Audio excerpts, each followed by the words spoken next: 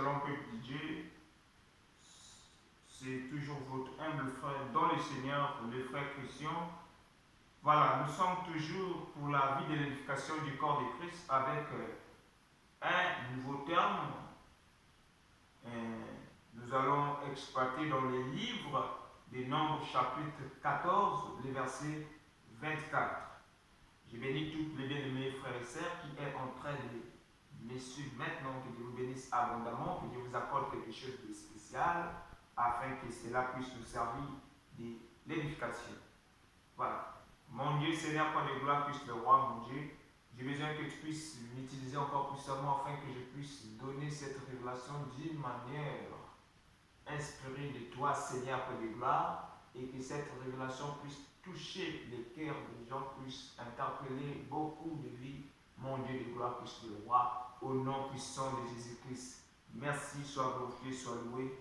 Alléluia, alléluia, amen, amen, amen. Merci, merci, merci. Voilà, donc nous sommes plus tard, nous allons prendre nos Bibles, dans les livres des Nombres chapitre 14, le verset 24. La parole de Dieu déclare.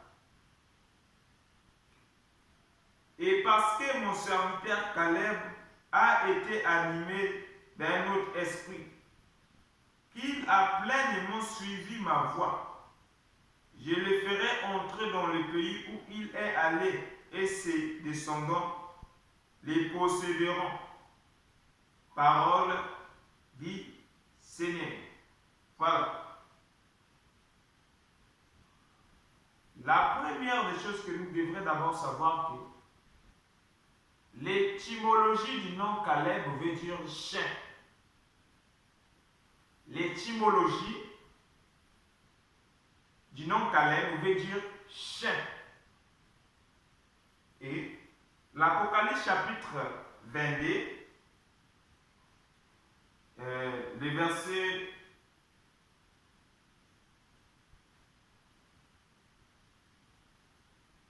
voilà.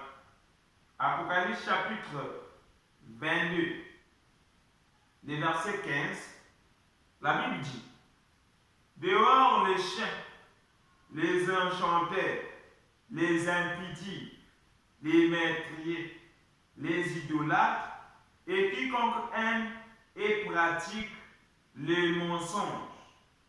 Vous voyez, il va être dans les temps ardents des feux et des soufres, ce qui est la seconde mort, c'est-à-dire l'enfer. Les chiens représentent un chrétien hypocrite. Les chiens représentent un chrétien qui est à l'église, mais il est à la fois aussi au monde. Les chiens représentent quelqu'un qui a double identité. Vous voyez? Mais dans Nombres chapitre 14, le verset 24, la Bible dit: et parce que mon serviteur Caleb a été animé d'un autre esprit et qu'il a pleinement suivi ma voie, je le ferai entrer dans le pays où il est allé, et ses descendants les posséderont. Un chien qui suit la voie de Dieu, qui suit la voie de Dieu, qui est dans la droiture. Pourquoi? Parce que il a été animé d'un autre esprit. L'étymologie du nom Caleb veut dire chien. Mais Dieu lui donne le royaume. Dieu lui donne la terre promise. Lui avec ses descendants. Vous voyez? Un chien. Tandis que dans l'Apocalypse chapitre 22, le verset 15, la Bible dit que dehors, il y aura des chiens. Mais là, nous voyons un chien. Dieu lui donne possession de la terre promise. de Cana. Et Cana symbolise le royaume des cieux. La terre promise symbolise le royaume des cieux. Donc, la prophétie de Caleb veut juste dire que tout celui qui n'est pas animé d'un autre esprit, il ne peut pas aller au ciel. Caleb a été animé d'un autre esprit. Il est chien, oui, mais comme il était animé d'un autre esprit et qu'il a pleinement suivi la voie de Dieu, Dieu lui a donné l'accès de rentrer dans la terre promise, c'est-à-dire qui symbolise le royaume des cieux.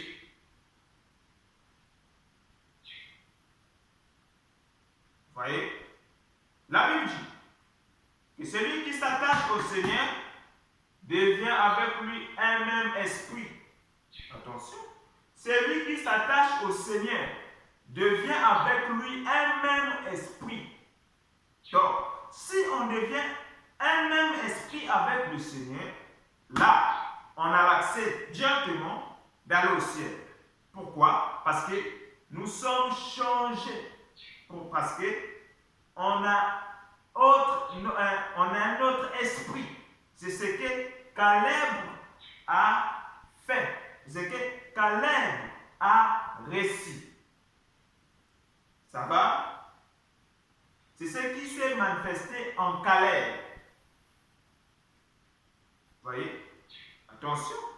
Caleb est rentré dans la terre promise avec Jésus. Là, je comprends directement. L'étymologie du nom Jésus veut dire.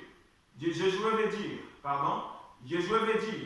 Yehoshua. Donc Yehoshua, c'est Jésus. Attention, la Bible dit que celui qui s'attache au Seigneur devient avec lui un même esprit. Donc, comme Caleb était attaché avec Jésus, Yehoshua, c'est là où il a été animé d'un autre esprit et il a trouvé l'accès d'aller au ciel.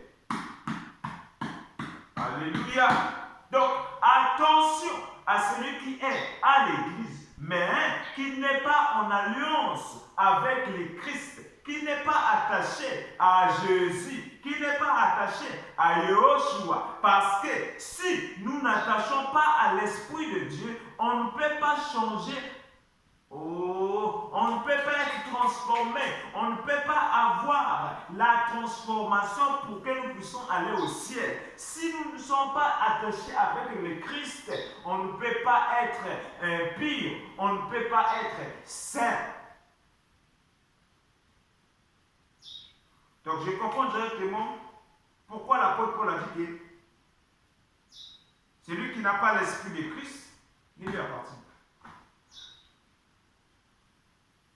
Celui qui n'a pas l'esprit de Christ ne lui appartient pas. Caleb a été animé d'un autre esprit, mais un chien qui a monté dans la terre promise, qui a monté dans le royaume des cieux. Un pécheur qui a monté dans le royaume des cieux. Parce que ce pécheur-là a été animé d'un autre esprit. Ce pécheur-là, oh Seigneur, il était maintenant attaché avec Yehoshua, c'est-à-dire Jésus. Beaucoup de gens sont à l'église, nous restons dans l'ambiance de l'église, l'ambiance des chants de louanges, l'ambiance de l'adoration, l'ambiance de ces lieux que nous prions. Mais beaucoup ne sont pas en intimité avec le Christ. Beaucoup n'est pas en alliance avec Jésus. Beaucoup n'est pas en alliance avec Jésus. Les peuples d'Israël étaient dans la joie lorsqu'ils voyaient Moïse était en train de faire des miracles. Dieu était avec eux, il était dans la joie. Oh, ils ont même chanté lorsque Dieu les a fait sortir de l'Égypte pour passer dans le désert. Ils ont chanté, ils étaient dans la joie. Ils ont chanté les louanges. Oui, parce que Dieu nous a sauvés. Mais, ils n'étaient pas attachés avec Jésus. C'est grave. Vraiment. Soyez bénis. Dieu me enveloppe de sa gloire. Merci.